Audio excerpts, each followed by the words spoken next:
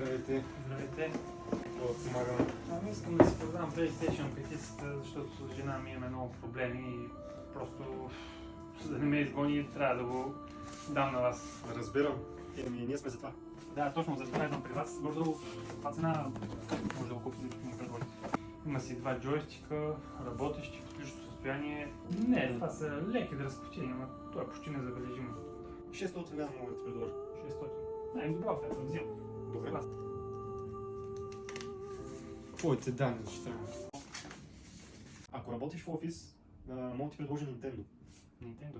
Подобно на PSP-та, но са по-големи. Да, не знам за какво става въпрос. С гаранция, може да го вързваш към телевизор. Добра идея, що да не. Няма да ме забележи, ще си го играя в офиса, като съм на работа, кой ще му забележи свободното време. Затова ти го казвам като ферма. Ми взимам го направо. Искаш? Да, искам. Супер. Ето ти. Твое. 500 лева е твое. Аз също му благодаря. И една специална изненада имаме. Да. Понеже си закупи Nintendo, сега може да завъртиш нашата предлагана късмета. Супер.